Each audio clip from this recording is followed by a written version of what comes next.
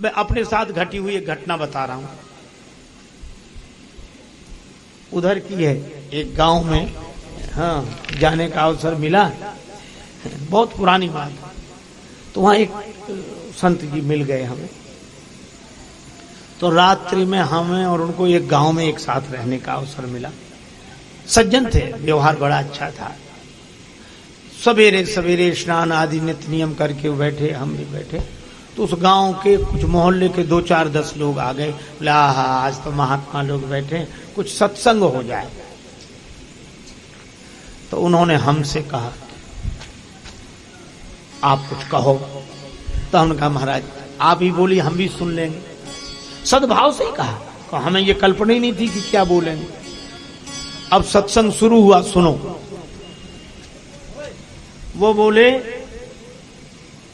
राम कृष्ण शिव दुर्गा गणेश, ये कोई भगवान नहीं।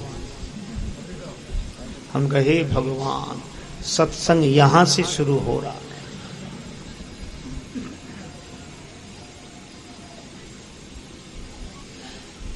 अब वो लोग बोले अरे कैसी बात करते हो, हम तो इन्हीं को भगवान मानते और हमारे पुरखे मानते चले आए, हमारे इतिहास में वर्णन है।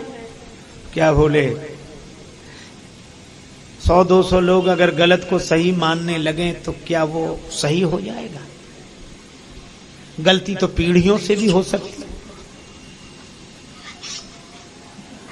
वो बोले कि नहीं भाई, भगवान तो हैं ये, ईश्वर तो हैं ये। तो अब वो बोले अच्छा ये बताओ ईश्वर एक है क्या नहीं? भगवान एक है या कई? तो अब ये तो हर कोई कह देगा कि ईश्वर तो एक है, एक है। हाँ। अब उन्होंने कहा आंख बंद करो। तो लोगों ने आंख बंद कर ली। बोले देखो घोड़ा, ध्यान में देखो। बोले हाँ दिख रहा है।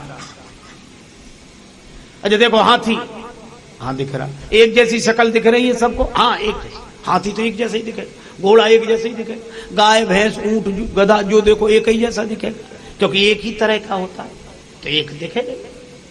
अब बोले देखो, आंख बंद करो। हाँ। बोले देखो भगवान, तो अलग अलग दिख रहे हैं कि एक दिख रहे हैं? अब अलग अलग दिखेंगे, किसी को मुरली वाले, किसी को धनुष वाले, किसी को त्रिशूल वाले, किसी को ऐसे वाले, किसी को ऐसे। बोले ये अलग अलग दिख रहे हैं, सूंड वाले, तलवार वाली माता। तो बोले अलग अलग दिख रहे हैं? बोले हाँ। तो बोले ईश्वर एक है क्या अनेक? बोले है तो एक। बोले फिर ये अलग अलग क्यों दिख रहे हैं? इसका मतलब ये कोई ईश्वर नहीं है, कोई भगवान नहीं है, क्योंकि वो एक है। एक है तो एक जैसा होना चाहिए। मैं आपको क्या बताऊं, गांव वाले तो अवाक रह गए और उनके भक्त हो गए। दुनिया भी तो बड़ी विचित्र है। हाथ जोड़े, चरणों में सिर रख दिया, बोला महाराज हम तो युगों से गलती में थे, आज आंखें खुली हैं। तो वो क्या बोले, आंखें तो सत्संग में ही खुलती हैं। क्या ज्ञान प्राप्त हुआ है सत्संग में।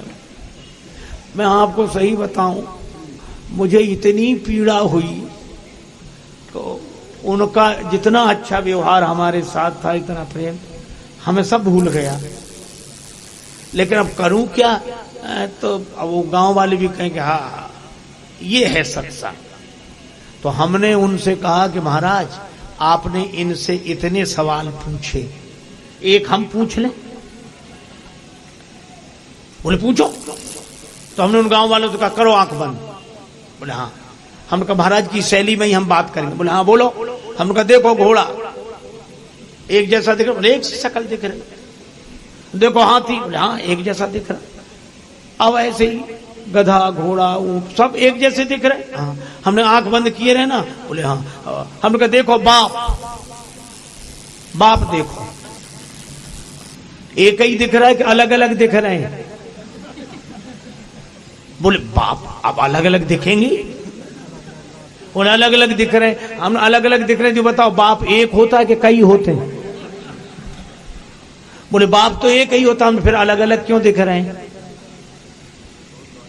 जब बाप एक ही होता है और हम एक ही बाप के होते हैं तो अलग अलग क्यों दिख रहे हैं? तो उसने कहा कि बात यह है कि बाप तो एक ही है, पर सबके बाप की शकल अलग अलग है, सबके बाप का रूप अलग अलग है। बाप तो एक ही है। हमने कहा इसी तरह परमात्मा तो एक ही है, पर सब भक्तों के भगवान का रूप अलग अलग है। स्वरूप से वो एक है, रूप से अलग अलग है।